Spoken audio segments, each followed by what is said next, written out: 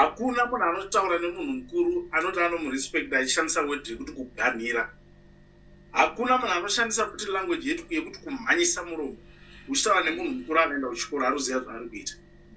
If you want me to respect you, fix your language. Wedzoti kuganhira ero unoshandisira mwana wako shama. Uyu akaganhira uyu. Mwana wakanhinga akaganhira uyu. Chigamira padenga. Urikuona nyaya inenge yakatanga kwainenge yakatangira iwe uzosangana nenyaya wonga watanga kutongoganhira uchienda uchipusha narrative. Usingafarira Gambakwe. Inini manje ndomufarira Gambakwe. He might not be perfect, but he's way better than you. He's 10 times better than you. By Zimbabwe, yes, you are referring to? Obvious. Kana chiti Zimbabwe ndotaura kuti chi. Inini kana sikamfarire iwe uchimboti iwewe unomufarira wogumira ipapo. Aiwa usati haana dhiri. Iwo ane maviews akawanda iona Gambakwe ndiani. Anoteererwa neZimbabwe iona Gambakwe ndi. Iwe unoita 6 hours une 300 maviews. But maviews. Unobatsira Nyokayemabhunu pachi. Maraiza mariko izvizvi. At least Gambakwe was doing something. What have you guys done? Akareza mari Gambakwe. Ndiri kubvunza kuti Gambakwe akabudisa mari dzaakabhadhara. Gambakwe paid 17,000. Akabudisa akaratidza this is the money which I paid. Imimi maraiza mari since you took over. Urikuona kuti vanambokudza nenyaya yedzungu iya yedzikama todzoka kumashure totanga kuchifamba tichienda kumberi. Urikunzwa nyaya language yako ndeyekumama iyo. Handina time yekuwestern town nemunhu asingafunga zvinzwa. Bloody bastard fucking it. Saka ndonofunga manje. Kulian TV. Irundubvu. Muri Zimbabwe ndadzoka. Ukaona ndauya kudai so ndinenge ndava ndine majoka ende panapa nhasi zvinhu zviri kuitika hazvina kumira mushe. But ndisati ndapedza nguva kana kutaura zvakawanda. Ndoda kungozivisa vanhu vese kana uchinge uri muSouth Africa uda kurejistirwa company ubvavhurwa FNB business account usina work permit kana kuti start permit bata ONO education research ndiye one munhu ari kugona basa racho. Handiti unongomubata ipapo anokuitira anokurejistira usina work permit kana start permit. Chiri kungodiwa chete ipapo kuti zvinhu zvese izvozvo basa ritsve. Passport yako iyoyo uri kunesesa madays unotenga nayo mupepu iyoyo ndo passport iri kungoshanda kuita zvinhu zvese. Usasavhairirwe futi nevanhu uchinza una bank account muSouth Africa mukorono. Nguva yacho iyoyo yakazopera kudhara. Saka panapa regedzai timbopinda shoko timboonesana.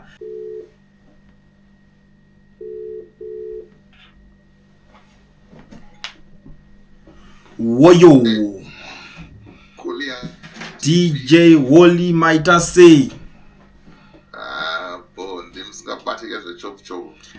Tisikubatika zvechopu baba but nhasi tatitike timbobatika zvechopu timboona kuti kune chii kunzoko. Handitika. Weekend hakuna zvekutaura. Hatina zvatingataura nezvayo weekend yakadhakwe. Yes. Comrade Traore. Yes, my brother. How are you cooling? I'm good, baba. Zvedu zvese zviri correct. Izveso hatina complain zvedu. Hameno kuside kwenyu. Aiwa, Mwari ari kuchengeta. Tichimbomirira Kenan. Aiwa, Kenan takutopinda zvokutoti manje ipapapa ende patiri kupinda zvinhu zvichanaka. Vanhu vachanakidzwa. Patiri kutouya ipapapa. Taufanira kuti tidzokere kumusha manje. Musango munorwadza. So tiri pakati pododzokera kumusha ipapo tigadzirise zvinhu. Nhasi tombogadzirisana nevanhu panapa. Ndasanganisa 2 magiants. Rimwewo giant riri kumedia ku.5 uko tine rimwe giant wo Comrade Traore vachienda vachimhanya nechimuti vakadai so. DJ Wally tabata mic tinzwe. Taurai tinzwe. Sanganai takusanganisana na Comrade Traore. Traore munofara here. Mushe tiri right mukomanga. How are you DJ good Wally? Ndiri safe. Handimabhonda ndakatotyora zvangu ndichiti Sunday ndapeta zvirauro rega ndizorore. Ndafonerwa nongomudhara wekuUK zikanzi Traore ane message yako yakakosha yaakasiya kwaGambakwe. Ngati Traore ane namba dzangu dai angondibata katakurukura taonesana kuti aiwa apa papaisika apa zvokufamba zvakanaka. Kokuzoenda kuna Gambakwe unosiya message yangu ikoko taura yakanaka. Vadati kule ndatisanganise tikuru. Nyaya yakanakisa zvisingaiti. Ndofunga tichashandisa reference yeBhayibheri. The Bible says the same measure that you use on other people will be used against you also. Ndakaita live pana Gambakwe. Competent Gambakwe, we were discussing about what we were discussing. But to my surprise, vanona mimi makutoita live, ndokufonerwa zvamakuitwa neUK, ndakafonerwa ne10 including Saudi Arabia. Ndikona DJ Oli aufa. Ndikati hapana mpeso wangu bomu ndikanzi link baranzi tatsai link vurai. Kuvhura link kudai kuona mukomana ari kusvetuka. Ndikati zvina mhosva. Zvadai hapasina ukama zvapa. Because nai mama no problem. Maimo ndifonera moti koma aufa my guy. Why have you taken this route? Can you kindly explain? Then I explain myself so that at least you can understand what he. Takamira back. But since I cannot force myself to have a relationship with the person. Therefore, regretting shandisa or template, I don't want to shandisa.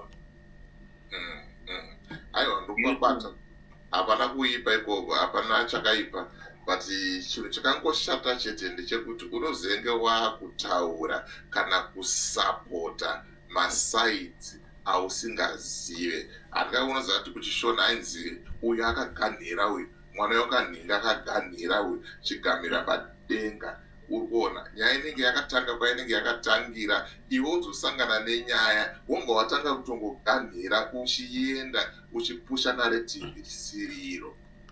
Ndosaka ngatituye panapa tikurukure tichionesana kuti aiwa zviri kufamba so zvakafamba so ende tisati tatomboenda kurefu dati vatatongotaura chinhu ichi ende ndakachitaura kudhara ndoramba ndichichitaura whoever wandaona ari paplatform yaGambakwe achiitwa interview naGambakwe kwandiri hangu inini anenge atori mhandu yeprogress imhandu yevanhu simply because we all know Gambakwe, we all know where he's coming from.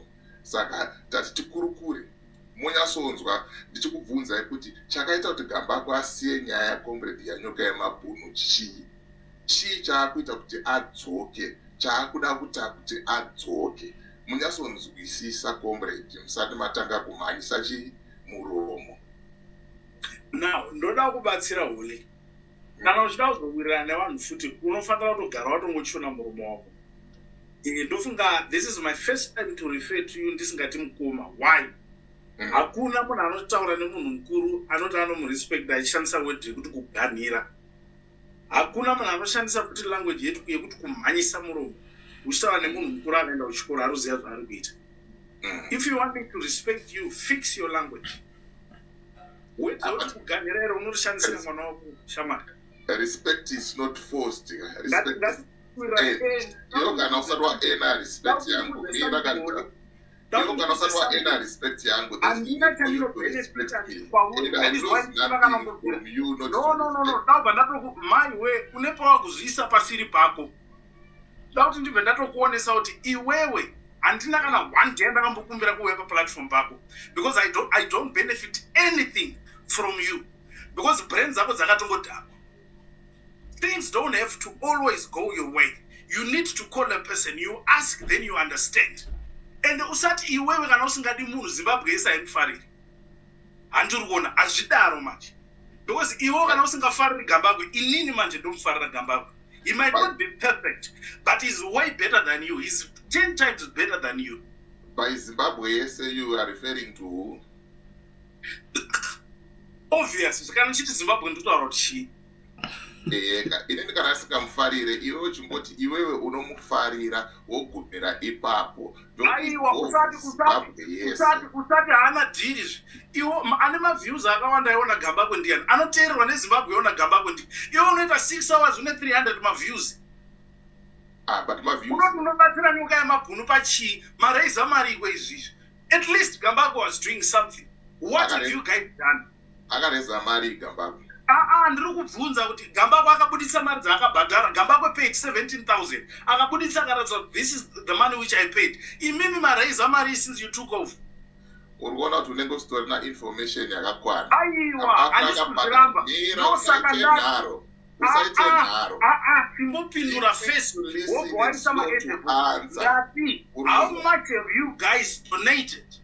Iyo chimbomira. Chikwere 65 chamaitaura. Ma-offset mari so far. Tive taziya kuti you guys are doing something. Make me understand it that you are better than Gambakwe. Chimbomira ndiudze.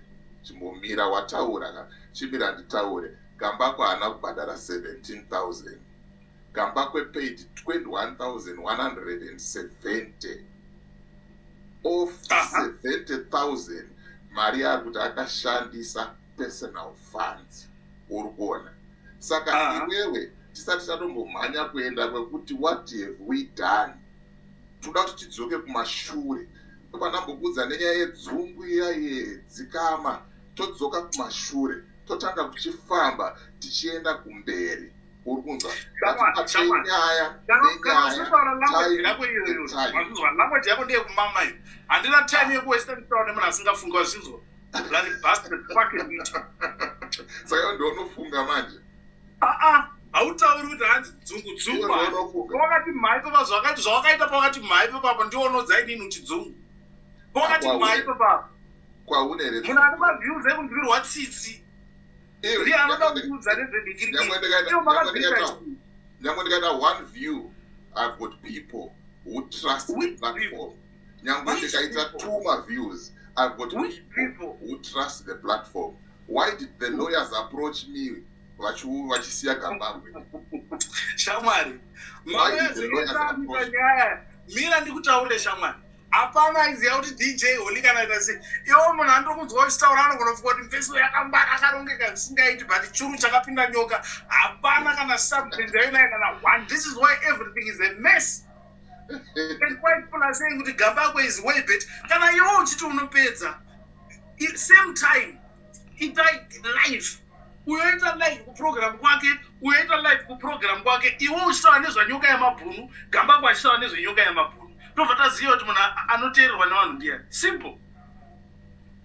Baba, inini pandakatanga platform iyi kai, pamwe mamusati matombozvarwa, pamwe mamusati matomboone relevance. Tauntaura kubva ndibarwe inini, siungori pa300. Pamwe mamusati matombozikanwa.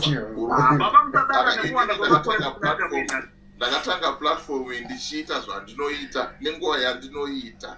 Saka usadade nekuwanda kwemakore usina chaunacho. Hazvidazvirwe newe kuti nditange live patime yandinoda kana kuti yaunoda iwewe Gambakwe ita yaanoda. Inina, I'm never and I will never compare myself na Gambakwe. Gambakwe anoita zvaanoita inini. I do what I do on my platform. God is here. Gambakwe ndi baba wako. And Zimbabwe will always take Gambakwe seriously than you. KuzanoPF kwenye ikoko kati Gambakwe ndo kwaari baba. Problem yawina ye1. Kana Gambakwe ari baba wakwewe usati ndi baba wewe. Iwewe ndakakuona kamunyati kako from the first time that we started engage. You've got a personal vendetta nemunhu wese waunotofila ndewe ZANU-PF. Manje inda vanokutaura shamwari ZANU-PF chikomba chamai. Whether unochida au hauchidi ndotongo kuti wadii ndakananga kubedroom baba.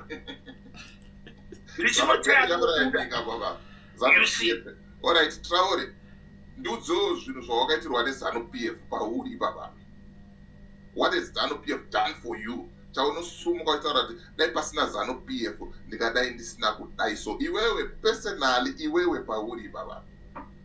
Shamwari handibhadharire ndike. Unobhadharwa nemusangano. Handibhadharire nemusangano. Imva ndinaye not inini. Wakatengerwa nemusangano. Handitengerwi nemusangano. Ma-opportunities anovhurwa nemusangano. Ndakatotenga imba, ndakatotenga ndichiri kuma20s time yaMugabe. Uri kuigara here imba yacho yawakatenga here? Ndane gore ndisingaigari. Ndichida kubudisa because ndiri kuti Mnangagwa akadhakwa. Same Mnangagwa ndakaendera kujeri 2022. Zvikabuda manewspaper yakutaura kuti hatina matenda nemunhu. Mnangagwa asiri leader weZANU-PF here yamunosapota. ZANU-PF haasi munhu. tinoisa munhu patadira, tinomubvisa patadira. That is why togona kufunga kuti mangwana asiya. Mukutadza neko kumubvisa. Achangobva, uchazoona. Tichaita futi program. Tisiti waita hapo vantu vakangobva wani, but havabve panguva yamunoda. Hazvidaro macho. Ari ini chanoda kuudza ndechoti munhu akagwa asviki 2028. Kure sterek. Wamwari rero. Kure sterek. Handisi mwari asi 2028 asviki. Baba, nyaya iripo. Baba kupanyika panapa tivanopedza. Ngasarasai nyaya iripo yangatichitaura nezvayo, tofanira kufokasa neipapo. Zvawakutaura uchipinza ZANU-PF musangano wedu ikoko. ZANU-PF yauraya nyika. ZANU-PF haina chayakakuitira, watadza kana kutaura chinhu 1 chawakaitwa neZANU-PF. Saka pana ndichitaura ndandibhadhari renda apa ndandisi kutaura ndanditaura nePortuguese. Aubhadhari renda wakatengerwa imba neZANU-PF? Ndati ndakatenga ndega through mukana inovhurwa. Ipi mukana yacho? Asekuru atomabvunza here kuti ndikati inini ndineimba zvakatenga kumani. Zvinombonetsa indogona ngokuudza right now I'm driving because of YouTube. I bought a car. No, you need to understand something direct. You need to understand something. An opportunity ipi mukana yacho, taura kuti mukana wacho ndakaita chakati. Taura kuti ndakaita chakati. Weekne vanongotaura ndakapiwa matenda akadya mari nezvarongotengesa mota, aringopa vanhu mota. Tinoziva tese. Iwo taura kuti what have you benefited from ZANU-PF? Which opportunity? Toziva. Kana zvakanaka kujoina musangano wenyu.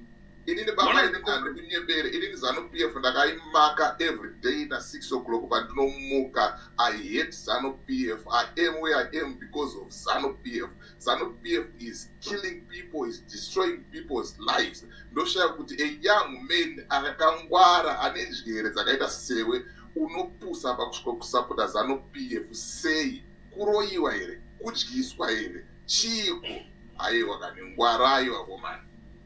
Let me tell you something, my brother. Number one, we are not wired to the same frequency. We are not robots. Zvekuti iwo zvaunoda ndo zvandoda inini. Alright. Iwewe urikuda kuti ZANU-PF kubva ichinzi yafomiwa baba. It might have its weaknesses. But haina kubvira yakapusiswa nemunhu anenge chabangu.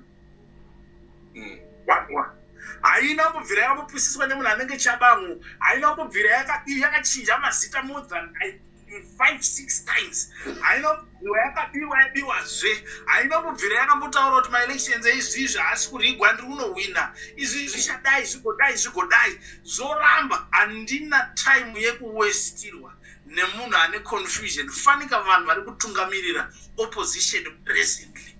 If I have to affiliate to an opposition party, it has to convince me and show me more stability which goes beyond my standards as ZANU-PF. If you can prove me that you can do better than organization as ZANU-PF president, then I'm okay with it. Ndinojoina. Ndichimbanya. Kurikuenda nyaya yenyu vanhu veZANU-PF mazuva ano tiri kukuziva, rodi yamuri kufamba nayo tiri kuiziva, inofanira kuzongonoperera pakuti Chamisa is to blame. Let me tell you one thing. I don't support Nelson Chamisa. I don't support any opposition party. I am an independent media house. Yakazvimirira yega. Ende ndinomira nevana veZimbabwe. Inbox yangu is full. Vanhu vari kuchema, hakuna mabasa. Vana havasi kuenda kuzvikoro, madrugs awanda, ari kutengeswa nemimwa neZANU-PF. Bhaibheri chairo rinoti marombo muchava nawo nenguva dzose. Nyangwe ikanzi nyika yanaka, hapana munhu anomufa akapuwa mari kungodzi wonokerwa gate kudai, wobva wanzi mari, wonokerwa gate kudai so, wobva wanzi ini chicken bolognese. Hakuna zvinhu zvakadaro. You just have to think outside of the box. What we are saying ndechekuti playing ground ngaringe rakairi level. Munhu wese wanawo chekuti urikuona vamwe vachaenda kumabasa, vamwe vacharonga musika, vamwe vachaita mahwindi. Urikuona manje tese magraduates tikaerekana tama YouTubers, tikaerekana takutengesa mutaundi, takutengesa mutauni macho makuti hamuchada mavhenda anotengesa mutauni muda kuti ndikumbira kutaura two things. Taura. Now answer the first point, the first question which you asked, and you said kuti muda uzongopedzera ndablema kuti Chamisa ndiye ane problem. As Chamisa, it's actually a weakness. Unfortunately, that has popped up one too many times on opposition side. Why? Chamisa ndiye the last victim, but my first victims don't wanna beat akabuda akavhura yake Maikupe the same, Monzora the same, Chabangu the same, Washman Mube the same. And you see, then uyu anonzani uyu angari meya uyu ari kunetsana Monzora izvizvi. Asara wakabata chimuti. We've got more than 5 people vari kutsotswa nesame skill. Hatigoni kuti tiedzwe nedhimoni 1 ropinda muna uyu robuda romudhifira tese tichiona robuda ropinda futi muna umwe munhu or same skill. That is why I will never for now affiliate to the opposition, because they are not convincing enough, and you see they are not yet serious. People that cannot accept constructive criticism. Collectively. Now, I want to answer question yangu kutaura. Uri kuti vanhu vari kutambudzwa, vanhu vari kuita sei. Chinhu chaita kuti tisangane, titaure, kuzosvika zvatava kuita is on platforms and whatever. In now, a revolution, which is currently underway. Why am I supporting this revolution? Inini, I'm one of the first people. VekuZANU-PF vaitaura kuti, let's give Chamisa another chance. To work with him. Why? Indeed, the only person so far ZANU-PF aritaura no. Kana munhu aine 2 million votes, anotadza nei kupuwawo portion yake yema-MP neportion yema-ministers, so that they represent in government. Because munhu ane 2 million votes ka, atorine mavhotes akawanda, and we cannot close out those people from the matrix of decisions as far as ministerial administration is concerned. I'm ZANU-PF, but I'm speaking in respect of the opposition. Kuti zviito nani. Now, the Geza revolution iri kupanwa tipotengera wangu usati wamhanya unokriticize kuti munhu wese anonzi ndiwe ZANU-PF anenge akatamba.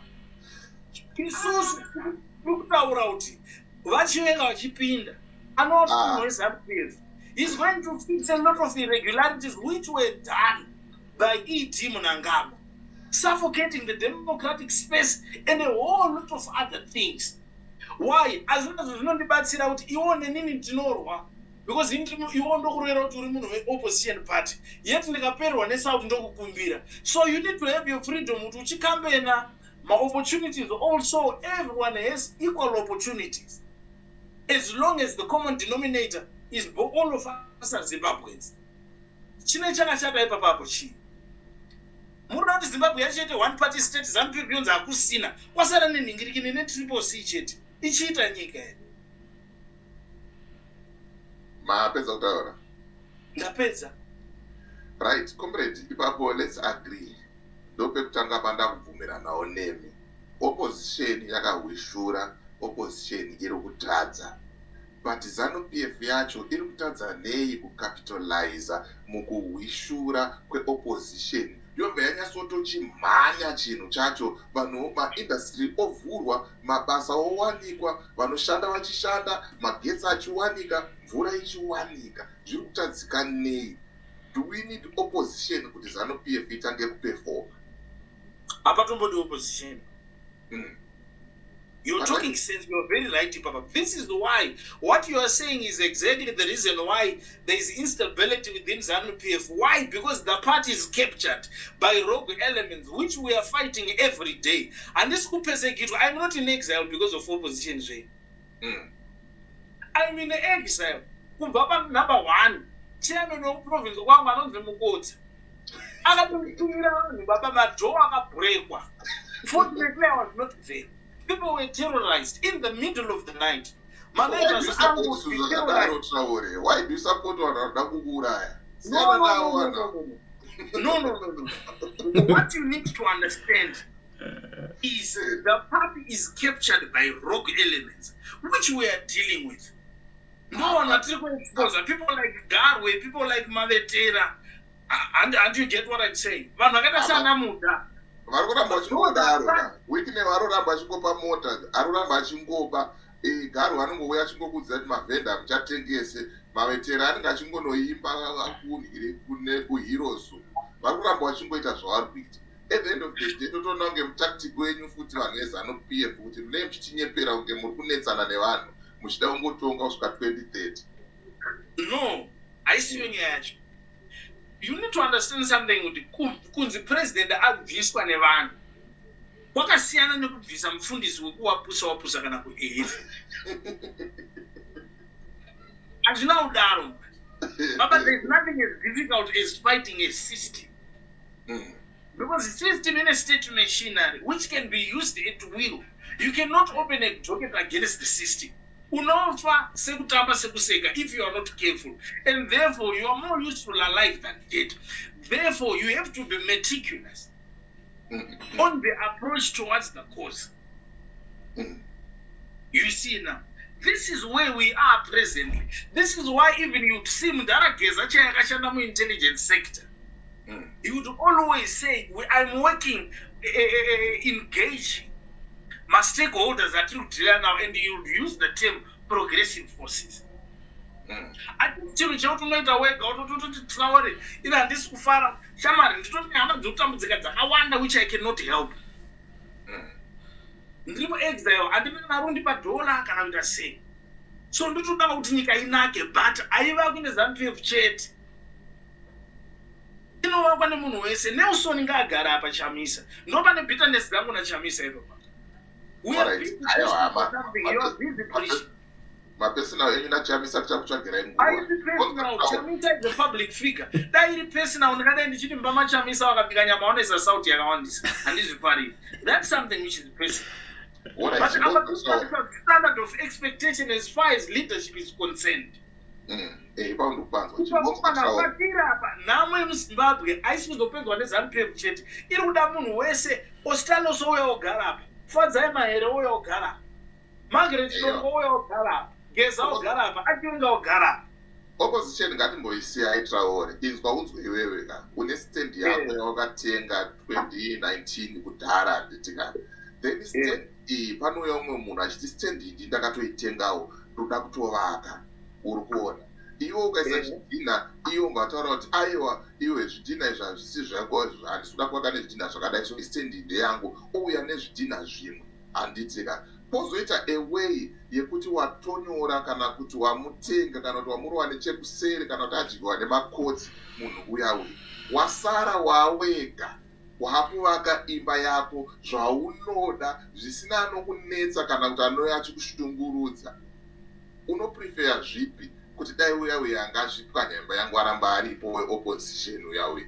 atika right now ZANU-PF yakumhanya chinhu iri yega iri kuita zvinhu nenguva yayo pasina kana anopikisana vakati takuda kusvika 2030 vanongosvika vakati 2040 vanongosvika vakati matenda vanongopanana hazvisizvo zviri nani here kuti chiprovhaika kuan ordinary citizen Traore uyu arida kurohwa ada kuurayiwa nemachairman ake odzokawo kumba osununguka asina kana chinhu zvinomunetsa hazvisirizvo zviri wise here kuti kana uri one usina kana enemy kana munhu ari kukukwikwidza unonyatsoshanda wakafokasa than kuti ushanda uchicheuka uchigaya kuti kune munhu kumashure ndopane nyaya yangu ipapo ende nditori nepersonal nemunhu wese anosapota ZANU-PF because haazive zvaari kusapota.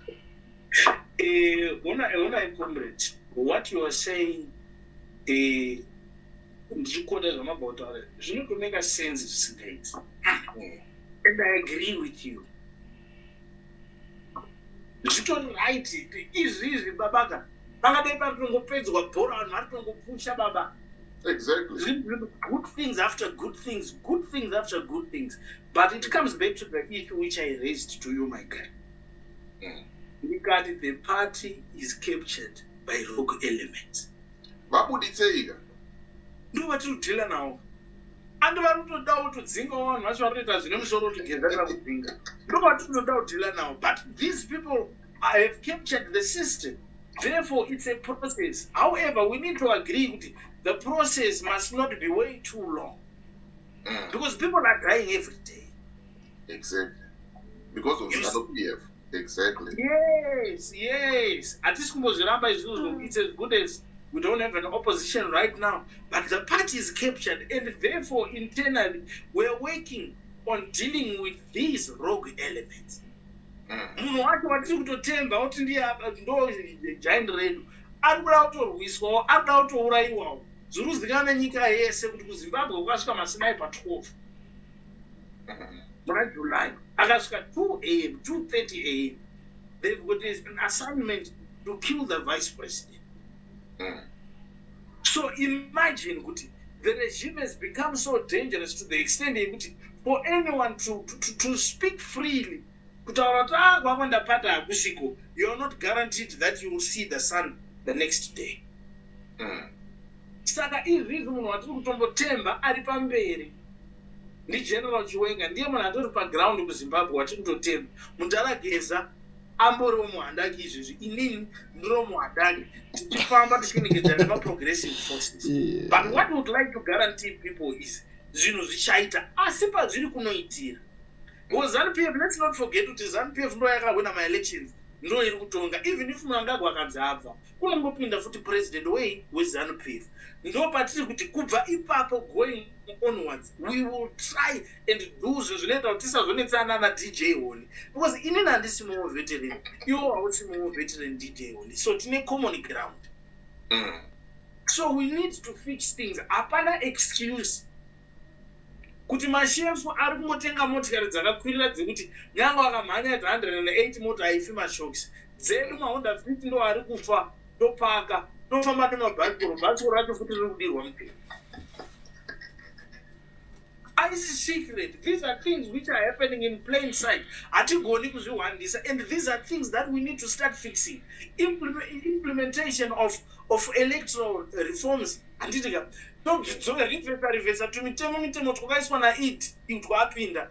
Todzoka kune constitution yedu ya 2013 tobva taiimplementa yese. Torega kucentralize power on one person. Kana ari judge anofanira kuiswa, anoiswa kuparliament. Parliament committee ndo inosarudza yoita ma-interviews yoitwa live on TV, yonatsa kuonekwa. Anowina anofanira kuonekwa, nyika yese inofanira kuona kuti uyo ndiye anoita. Kana munhu angosvika makore kunzi nguva yake yebasa yakwana, ngatidzokei pa 65 zvichitsvika wozorora. But 80% yevanhu vari kuZANU-PF vaabove 60. Kwenda vari kuZANU-PF muri kuti bita achasiya repolitics dzeopposition. Aiwa basa neopposition indotaura vanhu vane chimuti, vanhu vakachibata, vanhu vari kumhanya nacho. Yes, zvindofanira kutogadziriswa izvozvo, but for now ndo zviripo. Asi zviri kufanira kuti zvigadziriswe. Munhu anofanira kuwana nguva yekuzorora iripo. Hatigoni kuti tiri kuseka izvizvi kuMalawi presidential candidate ine 85 years, wedu hopo vachitaura kuti ake chaiwe 88. Zvinonyadzisa. But pafeya chaipo kuZANU-PF kwenyu ikoko ka dai mambotaurira nawo mune zvakanaka, munoti zvekurwisana. Mundara yanonzi Mundara Mohadhu akura, mundara yakuda kuzorora. Mai opa Muchinguri vakura, comrade vada kuzorora. Ndakaona vachiramba vachiti hanzi mimi wadiki ndimunoti takura, hatise pane patinoda kuti tisvike, handipazoti ndepanoda kuti vasvike nemusangano. Tatati mukomana mukuru ED, ndaona magariro anga akaita uko, akaita kuzvipeta, akabatanidza makumbo. Zvinhu zvinonzwisa tsitsi, uri kuona. Ende ndo vanhu vatiri kuti vari kutungamira nyika, vari kufamba nesu isusu vechidiki. Yet tine vanhu vakaita semi mune ma-brilliant ideas ekuti akaiswa for implementation zvinofamba zvinhu zvichienda kumberi. But pane pamwe pekuti unoona kuti uri kupusha madziro. You have been supporting ZANU-PF since I don't know. It's time yekuti utange ukuchinja, because you cannot keep on doing the same thing expecting different results. Saka Traore wewe utori nema-ideas akapenga, ende utori munhu akatongwara zvekutodaro. But nyaya yekusapota ZANU-PF manje ndopari kundirasa kuti chii chakamhonyatsoitika kwauri kuti uzosvika pakusapota ZANU-PF kusvika kuda ZANU-PF nemoyo zvekudaro, yeti ZANU-PF haina kana chinhu 1 chayakakuitira, vaida kutokuuraya futi. Uri kuona vanhu vacho. Aiwa, andizoshingiriri zvepasina chiri kubuda. Udya nemusagara. Pari kudyiwa here?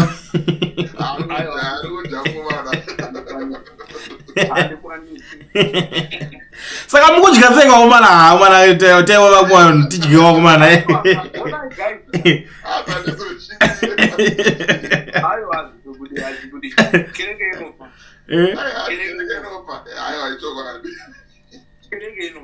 The whole point is to make our lives better. Yeah. In service to the nation. Now, coming to the issue of Chunguri, with all respect, this is my personal opinion.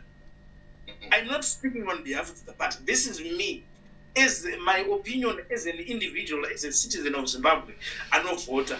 Manje Chunguri needs to rest. She has to rest. She's done her best.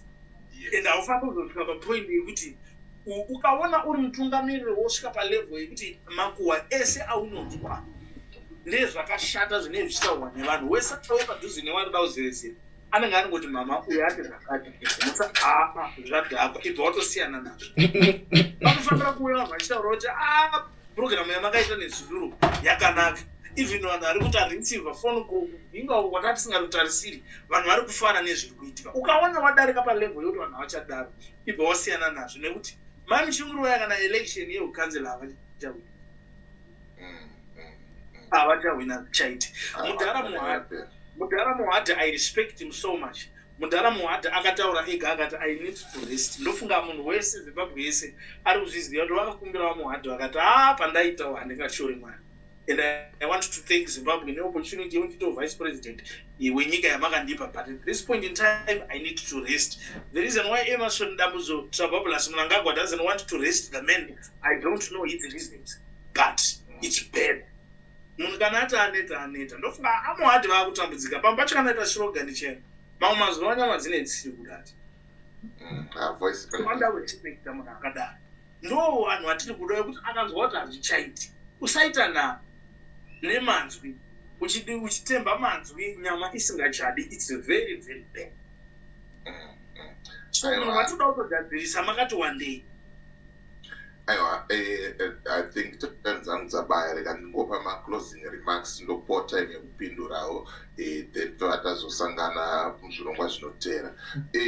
Traore, Inzwa wangu zvinenge zvichiitika mukufamba umu tinosangana nezvinhu zvakawanda, zvinhu zvakasiyana-siyana, ende ukazoona takutaura kuti ningi uya akazoti zvakati nezvakati tinenge tine zvataona, tinenge tine zvatanzwa.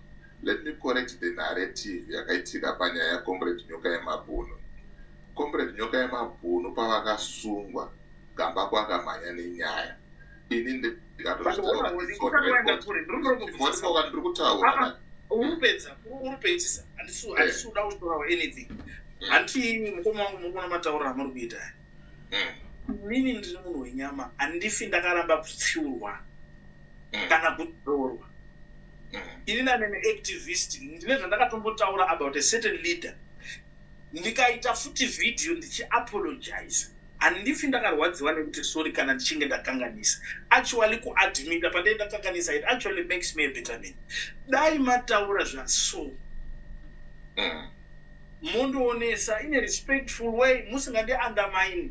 Handitika ndonatsokuona zvichiwa mafacts akamira akadai ndingatadzira kuti mukoma wangu mataura point.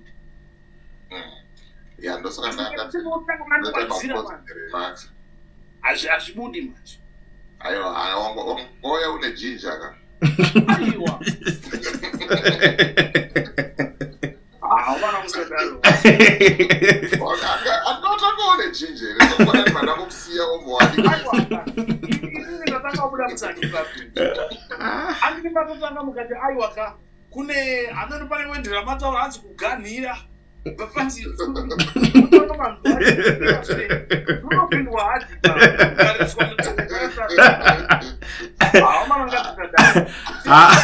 baba chodiwa musoro wa Johani mundiro apa kwapanaka baba chikanira mabhazi president kunangagwe Hadi tokusvasvaka.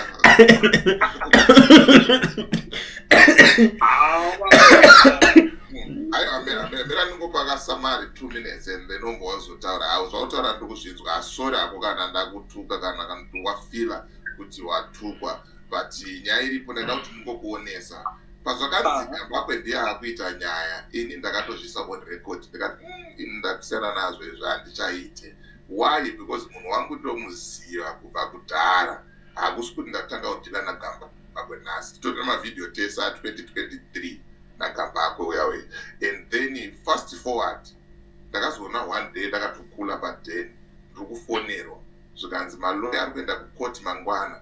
But pana vanhu vari kucollecta mari. But we need to correct that narrative. Tikaenda kuplatform yaGambakwe vanhu vanofunga kuti Gambakwe akatudza zvekutaura. So we need an independent platform. Ndikatoti ko Gambakwe haasiri here ari munyaya chichi zvikatodzi aiwa it's on record. Ndikatoti I need to apologize kuna Gambakwe because ndaitofunga kuti chi zvakamira so. I did a video ndikato apologize. But ndichitopedza kuuploada video iroro Gambakwe angato uploada rake achitondituka kuti you are a homeless guy achitaure nebenzi maendesa maloya kuna DJ Holy chikuru.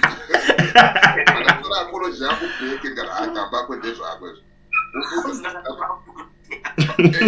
Akatora apology yangu bheke. Baramwa Gambakwe akaramwa case ega akati haachada. Akafungwa kuti chiyamunyengerera sechimoko but amusiya akadaro uri kuona. Saka kana vanhu vakuzoti DJ Holy akada kutora kesi yaNyokayemabhunu kuti agene relevance, ipapo pane pakukanganiswa because one, I didn't call the lawyers. Two, those lawyers vairamba kutaurwa navo nemamedia house vairambidzwa naGambakwe. In fact inini kuti ndakataura nemalawyers anokwanisa kutotaura navo. Anyone anokwanisa kutaura nemalawyers at any given time because isusu hatina basa nawo maloya. Ini hatina basa nawo malawyers zvekuti ndikabva ndati garamba ari kwangu ku.5 uri kuona. Saka narrative yekuti hanzi Holy akazotora case iyoyo nenyaya yekuti zvakati aiwa ipapo padi wrong. And then on the second issue inyaya yema-updates, nyaya yaComrade Nyokayemabhunu is very sensitive. Hapana panomonakirwa kuya on every day. I can do it. Ndaka-upgrade internet yangu is now on 60 Mbps. Iri kumhanya zvisingaite. Ndokwanisa kuita ma-live every day.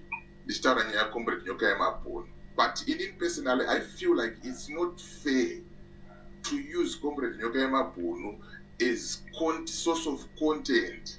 Kugadzira content chipa vanhu. Kuti mukadzi waNyokayemabhunu rent yake yabhadharwa 3 months ndoita video. Mukadzi waMabhunu mwana arwara ndoita video. Comrade Nyokayemabhunu vazoti vari kuda sipe kugezesa ndoita video. I feel like ma-updates are necessary that we should give to people and ndiwavo atinongoya nawo kuti nyaya yaComrade Nyokayemabhunu yamira so uri kuona. Saka the way I do things the way zvinoitwa zvinhu namukoma wangu Gambakwe zvinhu tu zvakatosiyana. And right now ndinotosarudza kuti this information ndofanira kuibuditsa iende kuvanhu, this hatifaniri kuzvibuditsa kuenda kuvanhu. And then umwe mubvunzo ndokuzoti why is it out of nowhere, out of now Gambakwe akuti akuda kudzoka, yet ndiye akaramwa ega on record akati I'm leaving this thing, don't call me, babaya. Ene zvaafunga futi akudzoka pamberi apa akaona kuti hachada oenda futi toramba chiita back and forth. Muri kuona pane nyaya yangu. And then panyaya yekuti Gambakwe akaba mari, inini I've got my receipts, I've got people vanenge vachiti takadoneta mari yakati. Musi unoti tiri paspace Saruwaka akadedzwa akauya paspace akati Saruwaka 300 US yandakakutumira yakashandei. Akatiza space Saruwaka. Iripo space, the space is recorded, itoripo. uri kuona saka tikazoya kumaplatform takutaura kuti ndo zvakaitika vanhu vanenge vachiti tichinyepa uri kuona but akatiza paplatform akatiza paact nditori nayo recording yacho and that space was recorded itoripo paaccount pangu. Yeah. And I even requested on that space that we need an independent media house or someone ari neutral anokwanisa kudedza Sarwaka odedza Gambakwe odedza inini and I will face both of them. But kwavanomhanyira manje vatanga kubvunza kuti imari yakabiwa iyo wakadedza mari iyo chakazoti waita sei iyo kuda kuizire mari iri kudedzwa tikukupa information ngatingotaurai Gambakwe kutaura kuti wakapa malawyers 20,000 iwe wakashandisa 70,000 50,000 yakashandei kuti ushandisa mari yako saka uri kuona manje saka hatingovenge ini personally handingovenge munhu ndisina kuona character kana behavior yake. Gambakwe right now uri kuona anonzani general story 2023 ndakavakudzarika general story. This is the problem andasangana nayo nani naGambakwe iyi. Makuma platform aya munenge muchienda yakaya muchazochema pambera. Gambakwe akazotanga kuvaburisira marecordings avo from day one. Akutanga kuchibudiswa. Akatsemurwa. Chitolo akatsemurwa. But it's not what you said Gambakwe. Unoshakurwa vantorasa. Amazimbabwe vari gullible. Ndozvamurungoitwa kuzanopire kuzvirungoitwa izvo. How do you claim to represent Zimbabweans uchishandisa a Zulu accent? How is it possible? Someone schooled me on this thing. Story is not a leader. Nyokayemabhunu, I told you. Ndikati shamarika nyaya yekuti unoita back and forth ukaita get into a situation, make sure you put in systems in place dzinokuita kuti usadzokere futi usaite fall for the same trap again. Yes. This story is sounding monotonous. No one wants to listen to that guy anymore. No one is taking the Nyokayemabhunu case seriously anymore. Why? Because of people like Story. Inini shumu dzangu inini DJ walizvizva mutaura zviri right, and inini nyangwe ndikaenda paplatform paGambakwe kana ka50 handina pandakati Gambakwe haana kuba mari, handina pandakambodara, because inini mari ndodziziya kuti munhu unoita honest uchitumirwa 200 rands musi unozopinda 5,000 rands wamboita up and down ka2 ka3 one reason inojustify excuse inojustify kuti utore 3,000 rands. Ndosaka ndakagara ndati from the onset mari ngaiswe mutrust account. Ask anyone. Nyoka achinzi asungwa ndikati let's engage Beatrice Mutetwa otipa reference ye a lawyer that we can engage here in South Africa ari reputable isiri mbavha topuwo guidance nana Beatrice. Vanhu vakandinambira why they wanted to steal money. Yeah.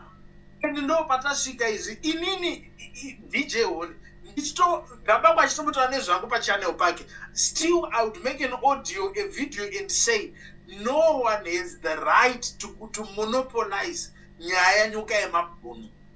Gambakwe haafaniri kubhoikana kana Holi akada kupublisha zvaafunga about Nyokayemabhunu kana Kulienda akafunga why Nyokayemabhunu is a public figure.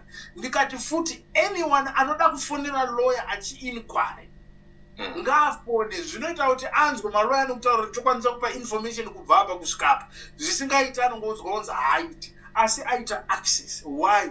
Because people are contributing in various ways. Some are praying, some are attending court, some are paying mari dzavo. Yes. Inini ndakagara ndo ishi Gambakwe ndakagara nesana naye ndikati hakuna munhu anofanira kuti inini anoita zvaNyokayemabhunu must come through me. If there is anyone who is close to Nyokayemabhunu, of everyone who is involved right now, inini ndokwanisa kuzvimirira kuti hapana munhu anowirirana Nyokayemabhunu sekuwirirana kwandoita naye.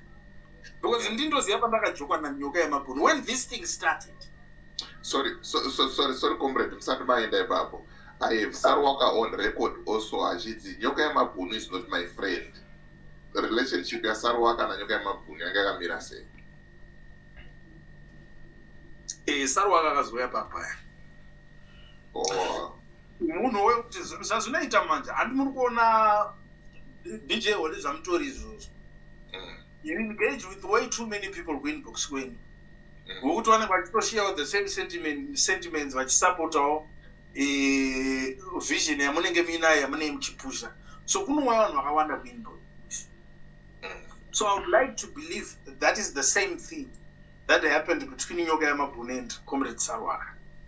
Okay. So pakapindawo uyu pama1 munhu anenge ari kutouya ari muSouth Africa and anenge ane mainterest ne-constituents of people that follow him. Munhu anobva atongotiwa uyu is better kuti aite sei amiririro andibatsirawo kupusha chinhu nekudai nekudai. Zvinozoitikawo along the way, but munhu unenge uchitoti necoms dzamunenge muchirowa kumainbox nekudai nekudai. Uyu anenge anoita zvoti ndakamboiswawo muhandaki kudai ndiri mujeri anogona kutofambisawo basa zvinhu zvikabuda zvakanaka. Alright. Aiwa pajeka no. He came into the picture after Nyoka got arrested. Yes, group that was about 250. Because Pane Futi is on record saying that the second group which it was created by 7 friends of Comrade Nyokayemabhunu. And that is very true. And then on the other hand, Nyokayemabhunu is not my friend. The Maria collector, it was his money.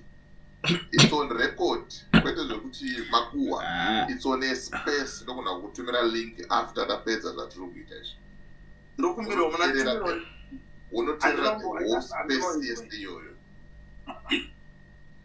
Zvazvinoita manje handitambotanga kutaura pekutanga pepe ndikatoti putseke Hola hauna basa. I would like to apologize for that. It's nothing personal. Munhu ukandipindawo hati ukanditi ndirikumbokuganira ndinomotowe, but it doesn't necessarily mean I mean any of those things. But then chida ngoti state yandiro yekubhoikana tingopinda tese tokohotspotana tikabhoikana wana akabhomwe tobhoikana tese tikadecide ngatifare tofara tese. Azvirevo kuti zvine zvichibva pasi pemoyo nekudii. So I would like to believe when Sarwaka said that also munhu angangobhoikana netreatment dzinenge dzizoitwa kuti vamwe vanenge vachizomushorawo nekudai ozonzwawo futi nekuti kana kuti maybe nyoka wacho ano 2 words zvinozongosvika kuti iwo version yaunondipa hazvisi kubuda because nyoka akazotozva kati munhu otopika kuti iyazve nobatsira kwandiriita munhu ari kudai kwatobva ati saka haisi shamwari yangu. Munhu nekubhoikana otaurawo zvinhu out of frustration because munhu anenge ataura kuti ndakaisawo effort but nhasi vanhu vaundikondemu saka ngopedza zvakadaro inini haasi gururo wangu kana ndakadya mari wakatonyura. It's human nature that people behave in such a way, but not necessarily meaning kuti zvine zvichitobva pamberi pangu pasi pemoyo kuti nditi DJ Holly haana basa. Hakuna munhu asina basa, and hauna futi show yamunoita DJ Holly yandisingateereri kana anoita Coolend. I listen and I follow. Because you are one of the most steadiest people, very level-headed, vanotopa maningiri, but bias yako i1 chamisa unozomuda zvakapfuritsa. Nyange akakanganika hautombotolerate chamisa nditonakana basa naye nditori nemavidhio ndichitombomupisawo ndichitotukwa nevanhu nditonzi ndapuwa maresanopia. So I feel kuti Sarwaka paidaro, that was one of the reasons why he did that. He's got maakatomessawo up, and people are bound to make mistakes. People make mistakes of man. Chatisiri kuziva ndechekuti munhu wese ari kutambudzika. Saka mukandisa pamari ndendi wese ndatokalculata kuti zvaizvezvizvi panoda kushanda 3,000 indine 7,000 ndeni chitoti mwari atondipa umwe mukana yonitombo-cover maproblems angu because teseka tiri murevolution ende munhu anenge achiti ndokuishandawo saka ngandimbobatawo mbichana because ndiri kufona emotional stress anaifanira kushandira mhuri yangu handisi kushandira ndiri kudai saka ndotobvisawo mafuta neshuga ipapapo chitodai vanhu vanozviita munhu anongotonga nyaya yemusoro make otoconcluda papa Umbomwa 1-2 pamariwe.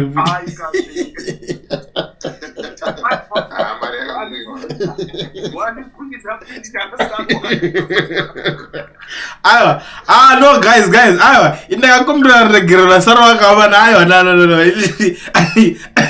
Musamudige there is nothing personal, man. Ndaneta nema apology pa channel ile, please.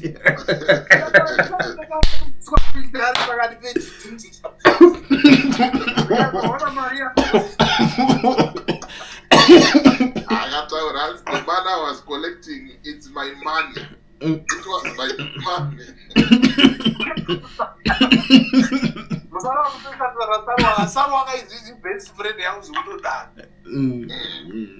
Aiwa, ndinokuona kuti chicomrade. Inini aina ndine power rekuti Gambakwe kana kuti vamwe vanhu vadzoke on this case. Ndaizviita because what we need ndechekuti Nyokayemabhunu abude. Yeah, that's true. It has nothing to do with me, my beef na Gambakwe. Tinogona kuputisa Nyokayemabhunu tese twakazokoborana futi abuda abanze. Murikuona. But izvi nyoka habudi. Izvi nyoka habudi. Akabuda panogona kuitika miracle. Panogona kuitika miracle. But in my analysis, chances are very, very slim for now. Nyoka no Buddha. Why? The system is not safe with Nyokayemabhunu outside. In the next one, Chandakataura Nyoka Chisungwa. This is the emphasis on why we need very, very good lawyers. Because there is a strong relationship between my revolutionary parties.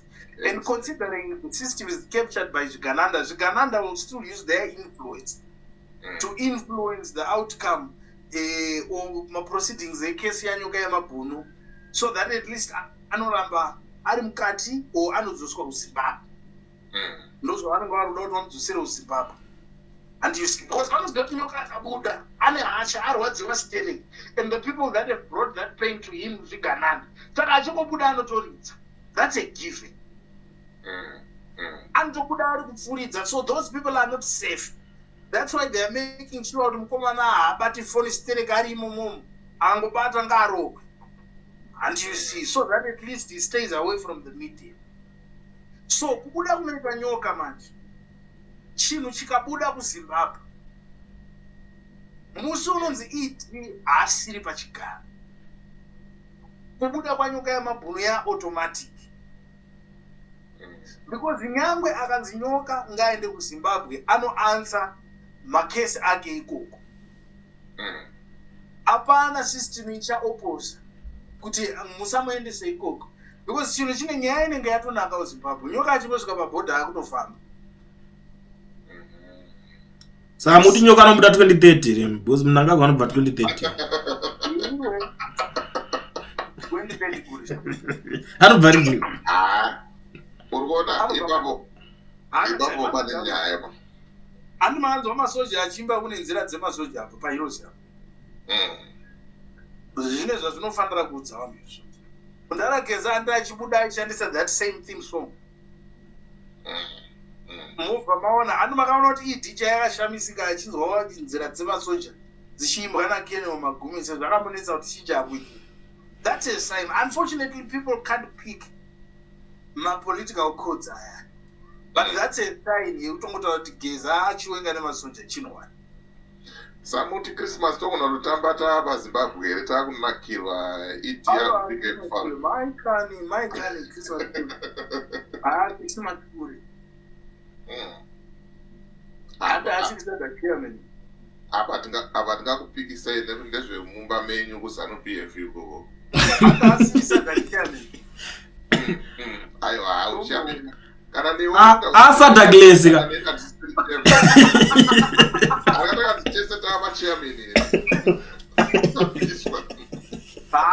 Zvadhakira munhu wese saka hapasina achabvi chibhakera chese chichauya hapasina achati zvaketora ndina rakakurisa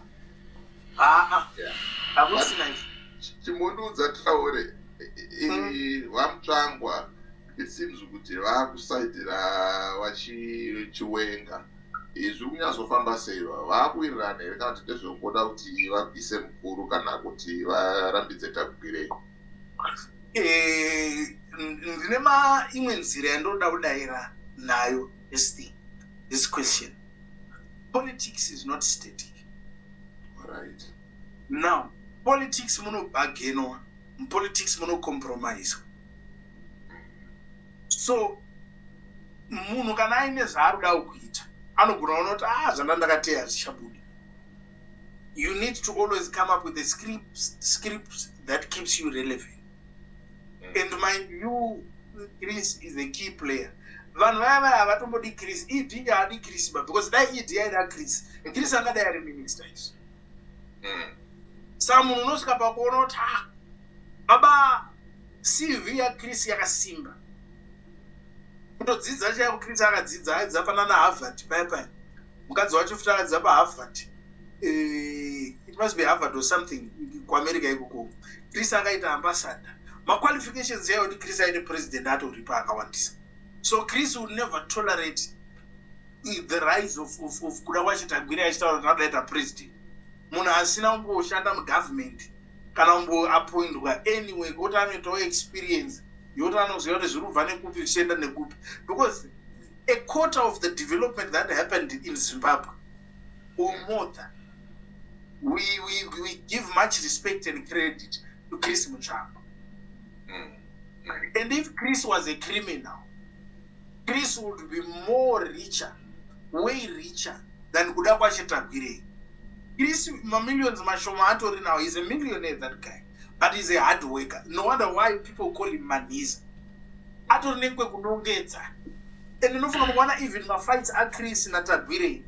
Chris is a formal person and he pushes zvoti deal rikaitwa ngariitwe no empower vanhu nekubenefita thousands of people in the form of employment nezvimwe zvakadaro. Chris has got that exposure.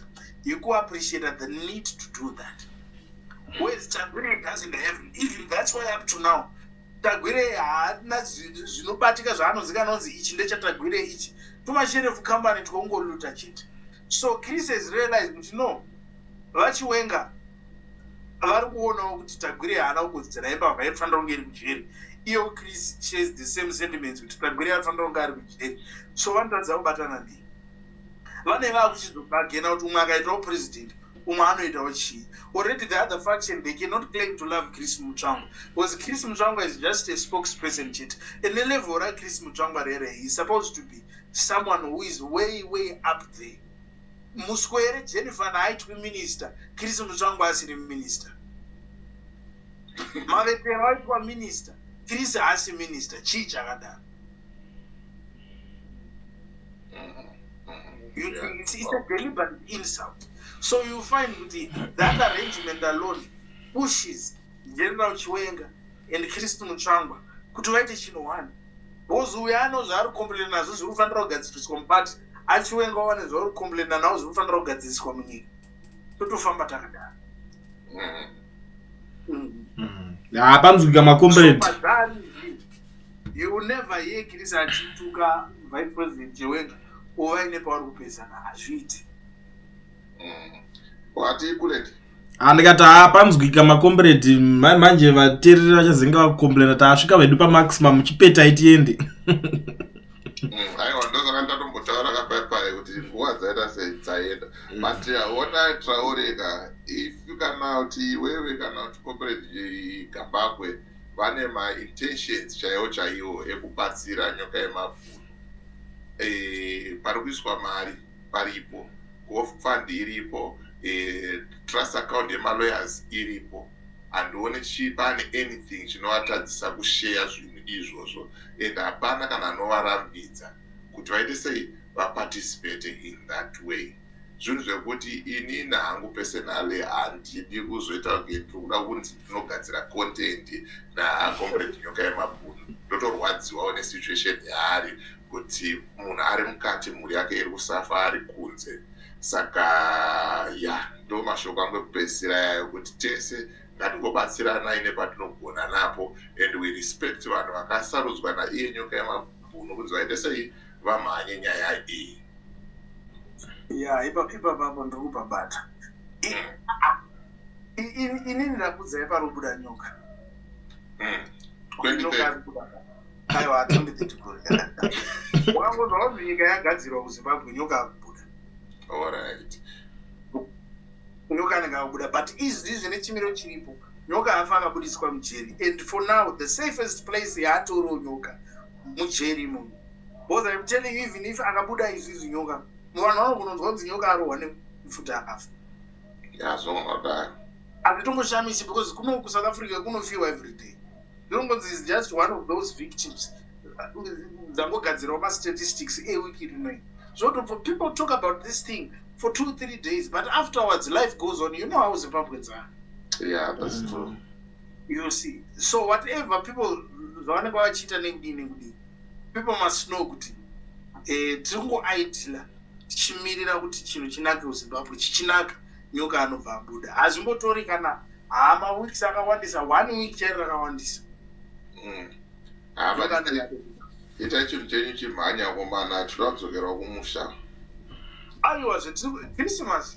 Titori pano pano. Christmas tiri padena hapana chito. Aiwa comrade Kulenda amasimbisa tambokurukura tatandara nakomrade wedu. Ora dai wai. Thank you so much. Iri bo ini mashoko amwe kupedzisira. No hard feeling. Kuna comrade Traore. Tandara zvedu. Ndati mashoko amwe kupedzana na comrade Traore. Chirongwa tachinzwa mashoko ataurika, but nhasi mazodenda vamwe futi kama kati hanzi comrade Stole kudi like zvamakaita pana comrade Jeff Judah Shegureria akomana mamechi acho anopere.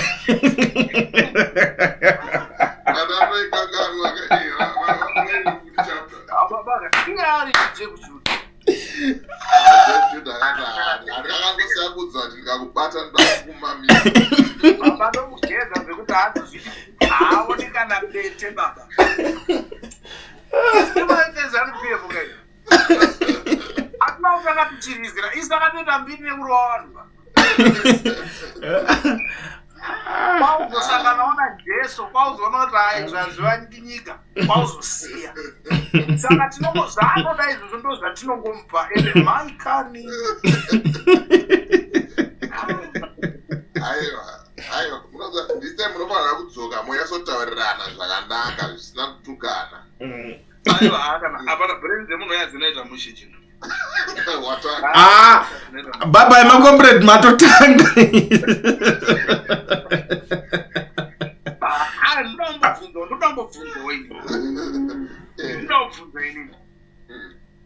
Jeff Judah wewe.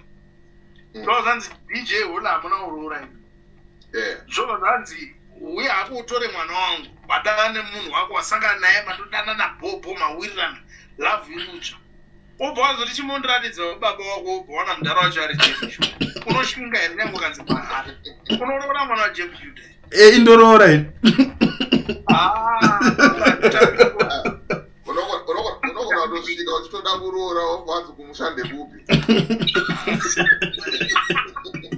Sende mudziyani. Vanogona kuti chii vanhu vanozotora zvavo semafanizi but Judah gospel rake chari pafeya tamunyazotaura chaizvo ka zvinomeka sense zvimwe zvaanotaura, but the way he presented to people zvine kaurafu mukati, so kaukinya kekuti haritambirike gospel rake zvakanaka. Ndakatombovaudza how many times kuti let's package your message in a nice way yosvika kuvanhu. Manje ukati ningi mubumbwa, ningi mubwidi, ningi wakati, ningi akati, ipapo vanhu vanenge vakutokona munhu akatotraya kunzwisisa, akambozama kunzwisisa Jeff Judah ndibarista. Asi vasina kana kwawakamboenda wakabva wanzi vakabva wakandirwa joka baba wakabva wangonzi I love you. Ndiana kanzi I love you man. Zvakabva zvadhakwa. Jeff Judah akanyaka barista. Jeff Judah akati. Jeff Judah akati.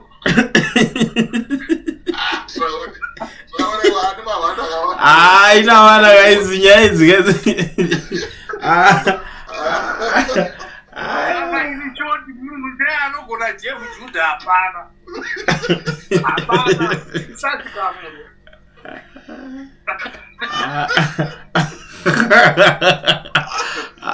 Barisa mudzi. Ndinokutaurira.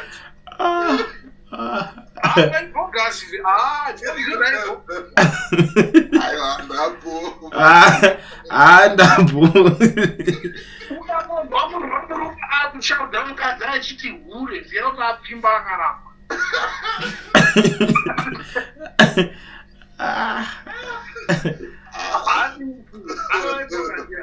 Amugoni wena. I was saying the Lord to Maspagatim.